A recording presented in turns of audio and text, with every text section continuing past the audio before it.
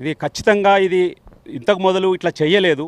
ఇప్పుడు చేసిండ్లు కరెక్ట్, వాళ్ళకు మూతోడు జవాబు ఇచ్చిండ్లు. అంటే దానికి చేయవలసిన పని చేసిండ్లు. ఎందుకంటే ఇన్ని సంవత్సరాలు కూడా చూసుకుంటూ వస్తున్నాం. ఈ చెంప కొడితే ఈ చెంప కొట్టుల్లి పడుల్లి కానీ మీరు కొట్టద్దు అన్న ఆదేశాలు ఉండే ఫస్ట్. అదే దాని వలంగా మేము చచ్చుకుంటా బతుకుంటూ వచ్చినాం. మోదీ ప్రభుత్వం వచ్చిన తర్వాత ఇంటిక జవాబు పత్తర్ से दे दो, एक गोली मारेगा दो गोली मारो अगेंस्ट को, इसी मुताबिक मुकाबला करो. ऑर्डर दिल्ली से लेने का ज़रूरत नहीं है.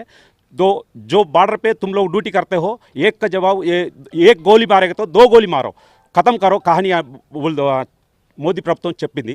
అది చాలా మంచి విషయం. అది దానికి ఇప్పుడు అందరూ ప్రభుత్వము మరి మాజీ సైనికులు మరి ప్రభుత్వం ప్రజలు మొత్తం సహకరిస్తున్నారు దీనికి.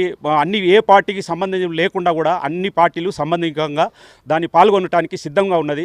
అది మొత్తం ఉగ్రవాదము మిఠాయిస్తే దాన్ని ఖతం చేస్తేనే మనకు శాంతిగా బతకగలుగుతారు, శాంతియుత పెరుగుతుంది, మంచి ఉన్నతికి చేరుకుంటుంది. ఏ పీరియడ్లో జమ్మూ కాశ్మీర్లో విధులు నిర్వర్తించారు?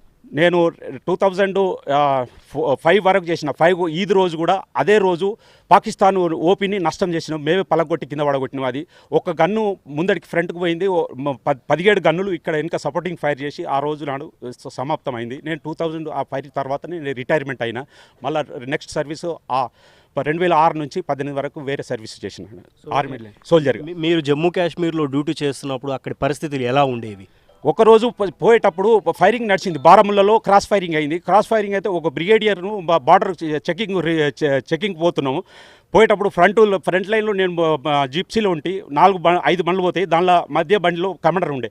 ఆ టైంలో కూడా ఫైర్ వచ్చింది. ఫైర్ వచ్చే నా బండికి తీసిన గోళీలు వెనుక బండికి తగిలినాయి. అప్పుడు కూడా మేము పొజిషన్ తీసుకొని ఫైర్ చేస్తామంటే నో ఫైర్ బ్రిగేడియర్ దిగి ఆర్డర్ ఇచ్చేసిండు, నో ఫైర్. అప్పటి నుంచి కూడా ఇదే పరిస్థితి. ఎందుకంటే నో ఫైర్ అన్నాక మనకు ఇవన్నీ ఉండేం లాభం. ఫైర్ కా జవాబు ఫైర్ ఉంటేనే అప్పుడు జవాన్కు ఒక తృప్తి అనేది కలుగుతుంది. ఒక అన్నం కాదు మనం తిన్నంత, గోలికే జవాబు గోలీ దేదో అప్పుడే ఏక్ గోలీ ఏక్ దుష్మన్. మాకు ట్రైనింగ్లో కూడా అదే అంటారు, ఏక్ గోలీ ఏక్ దుష్మన్. ఇसी मुताबिक ఫైర్ కరో మగర్ ఏ నయ్యేకి ఓ గోలీ నై మారినా అది పరిస్థితి. అప్పటి నుంచి కూడా ఇదే పరిస్థితి ఉండే.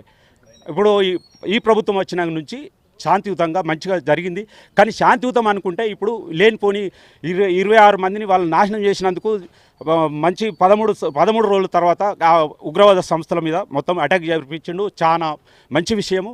ఇది జరగవలసింది. ప్రజలందరికీ కూడా శాంతియుతంగా ఉండాలని, ఇది మొత్తం జరిగితేనే బాగుంటుందని ఉద్దేశాలు ఉన్నాయి.